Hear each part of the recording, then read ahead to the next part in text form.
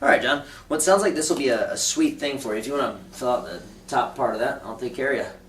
Actually, I never make decisions on the, right there on the spot. Like, just let me think about it a little bit, and then, Sure. just leave me your number. I'll get back with you, let you know if I really Sure. want it or something. Let me ask you a quick question, John. Because we've been talking about the bill kind of been going up, and getting that new DVR would be nice.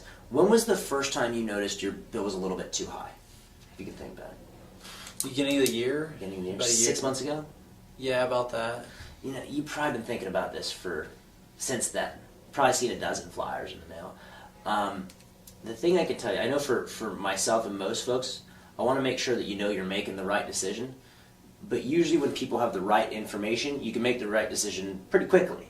Let me show you something. I mean, obviously you see where the advantages are.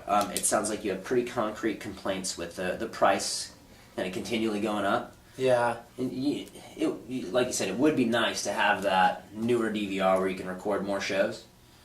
The nice thing with this is, one, you're instantly saving a lot of money, and you're getting not just saving money, but a superior product. So it's literally better in every way. Here's the thing I can tell you. I don't think, let's say you got installed, I don't think you're going to wake up one morning and say, gosh, man, I wish I would have held off on saving all this money and getting the DVR. You're going to love it. It's really not possible that you're going to like what you have now better than what I'm giving you. But yeah, if you want to fill out the top part of this, I'll take care of you. All right, what all do you need? Just the top part there. It's right here. Alrighty.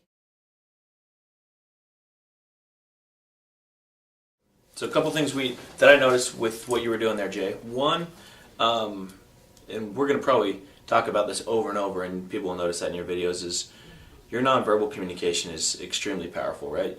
Without you actually having to ask, you're constantly closing by the way you're putting the paper in front of him, right? Mm-hmm. Over and over, you try to close John by putting the paperwork in front of him and give him the pen and make him take it and start filling it out. So that's one thing that I noticed that's really powerful.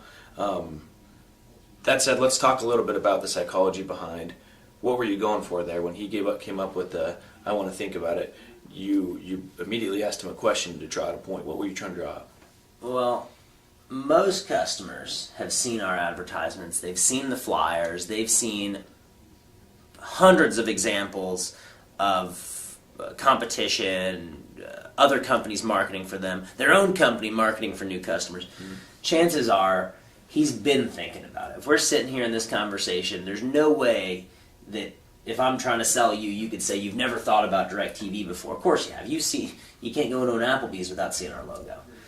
Now, maybe you didn't think about actually making a move, but the point I always make is if you have the right information, it's easy to make the right decision. What I heard John saying is not I need to think about it, but I'm afraid I could make the wrong decision here. Mm-hmm. So what I wanted to do is reassure him that he was making the right decision, and from there's nothing really to think about it. I like that. So what you did is you heard him try to use logic to back up how he was feeling. Mm-hmm. You took that logic, found the real source, found the feeling, which was fear. Mm-hmm. You comforted the fear with logic, the same way he was trying to use, and then you went back to a close with no more fear. Mm-hmm. Is that what you're saying? More or less. I feel like I oversold that one too. I noticed John nodding his head kind of throughout as I was going over the pros and cons, and I continued for maybe another 15, 20 seconds just because I like hearing myself talk. I could have closed that one sooner, and I kind of wish I would have. I've lost sales because of an extra 20 seconds of talking many times. So powerful. Well, any other things you want to throw out there for those first year reps? As far as the thinking about it objection, usually that one's fear of making a mistake. Usually that one's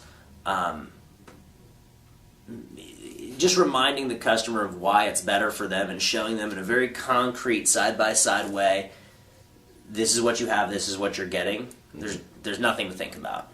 Like, it's kind of a no-brainer.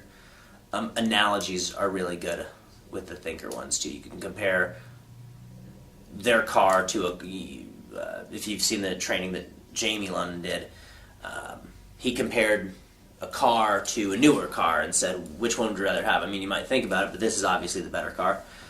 Those type of things work really good too. Awesome.